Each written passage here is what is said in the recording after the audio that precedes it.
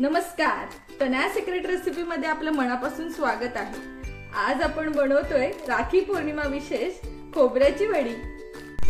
तुम्हाला व तुमच्या कुटुंबियांना नारळी पौर्णिमा व रक्षाबंधनाच्या खूप खूप शुभेच्छा। तर चला सुरू करूया आजच्या आपल्या रेसिपीला। तर खोबरावडी बनवण्यासाठी आपल्याला फक्त एवढ्याच गोष्टींची गरज आहे। इथे मी 1.5 कप खोबरं खवणून घेतलंय, 1 कप साखर, वेलची, पिस्त्याचे तुकडे आणि थोडं तूप। तर सर्वात आधी मी ज्या भांड्यात वड्या सेट करणार आहे त्याला मी तूप लावून घेते। ही तयारी सर्वात आधीच करून घ्यायची आहे, नंतर हे करायला गडबड होऊन जाते आणि आपलं मिश्रण पुढे निघून जातं आणि मग वड्या सेट होत नाहीत। तर ही पूर्व तयारी आपण करून घेऊ।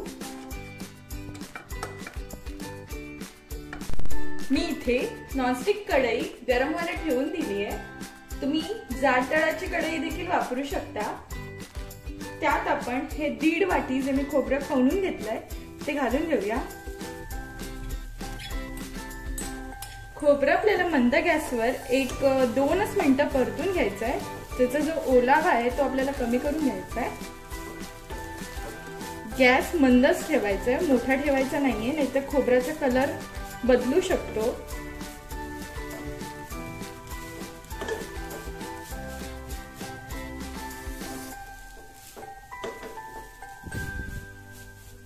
खोबरं मी 2 मिनिटं मंद गॅसवर असं परतून घेतलंय, ते सुकं झालंय। त्यातला जो ओलावा आहे तो थोडा कमी झालाय। आता ह्याच्याहून जास्त ह्याला भाजायचं नाही। आता मी 1.5 वाटी खोबरं घेतलं होतं, तर त्यासाठी मी 1 वाटी साखर घेते। आता आपल्याला साखर पूर्ण वितळून घ्यायची आहे आणि लक्षात ठेवा मंद किंवा एकदम कमी गॅसवरती आपल्याला हे पूर्ण प्रोसिजर करायची आहे। हे मिश्रण आपल्याला मधीच असं सोडून जायचं नाहीये, आपल्याला सारखा चमचा फिरवतच राहायचा आहे आणि पुरसतीत ते करून घ्यायचं आहे, नाहीतर वडी आपल्याला जशी पाहिजे तशी होत नाही।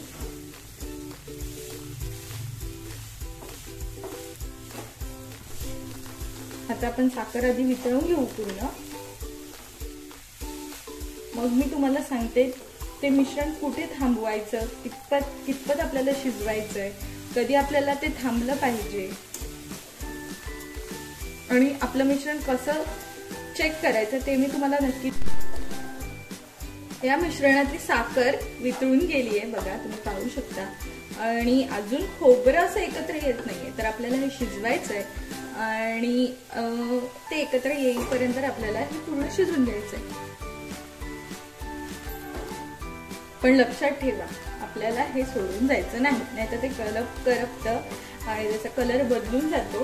पांढरा शुभ्र जो खोबरावडीचा कलर असतो तो निघून जातो। तर मग सारखं परतत आपल्याला हे काम करून घ्यायचं।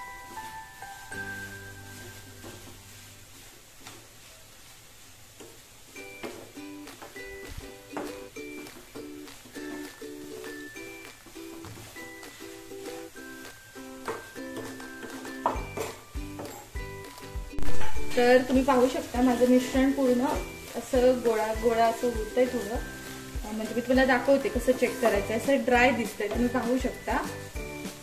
आता एक प्लेट घ्यायची, त्याच्यावर थोडंसं मिश्रण काढून घ्यायचं, त्याला थोडं थंड होऊ द्यायचं 1 सेकंडसाठी। तोपर्यंत तुम्ही गॅस बंद देखील करू शकता, कारण मग ते सुकू शकतं जास्त। दुसरं इतर जे मिश्रण आहे ना ते तोपर्यंत जास्त शिजू शकतं, त्याच्यामुळे गॅस बंद करा आणि मग हे बघून प्रयत्न करून बघा। आता हे मिश्रण घ्यायचं आणि असं गोल करून बघायचं। तर माझं हे मिश्रण अजून तितकं सुकलेलं नाही, तुम्ही पाहू शकता, ओलं आहे। तर ह्याला मी अजून थोडं 2 मिनिटं, अजून 1च मिनिट, जास्त फार नाही, एकत्र येत आहे पण ते सुकलेलं वाटत नाहीये, त्याच्यामुळे मी 1 मिनिट अजून ते शिजवून घेते। आता समजा की तुमचं मिश्रण समजा पुढे गेलं, म्हणजे जास्त सुकलं, तर तुम्ही त्यात थोडंसं दूध घालून ते ओलं करू शकता आणि परत 1-2 मिनिटं गॅसवरती फिरवून मग ते तुम्हाला हवं त्या स्टेजला आणून तुम्ही परत ते सेट करू शकता। तर आता मी 1च मिनिट हे फिरवून घेतलं आणि आता मग परत चेक करून घेऊया. तर आपण मिश्रण एकदा चेक करून बघूया. गॅस बंद करायचा आहे हा. आणि मिश्रण बघा थंड करून घेऊ. थंड केल्याशिवाय आपल्याला योग्य ते टेक्स्चर कळत नाही. तर पूर्ण थंड करा मगच आपल्याला कळून जातं की हे बरोबर शिजलंय की नाही. तर गोळा तर एकत्र होतोच आहे, तुम्ही पाहू शकता. थंड झाल्यावर अशी ती सुकी सुकी वाटते, तर त्याला योग्य ते टेक्स्चर येईल. तर आता गॅस बंद करूया आणि आपण ज्याला तूप लावून घेतलंय त्या भांड्याला त्यात आपण हे मिश्रण सेट करून घेऊ.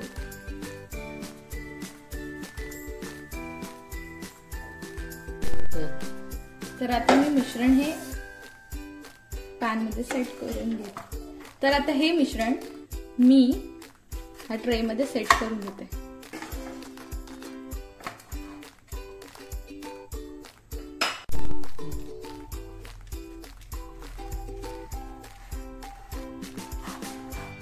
हे व्यवस्थित आपल्याला चारी बाजून पसरवून घ्यायचंय. थोडे मी पिस्ताचे काप लावून घेते असे आणि प्रेस करून.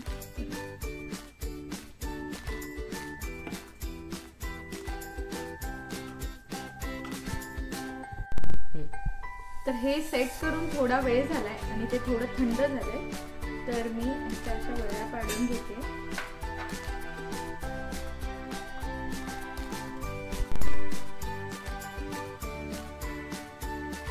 तर तुम्ही पाहू शकता आपल्या वड्या मस्त सेट झाल्यात.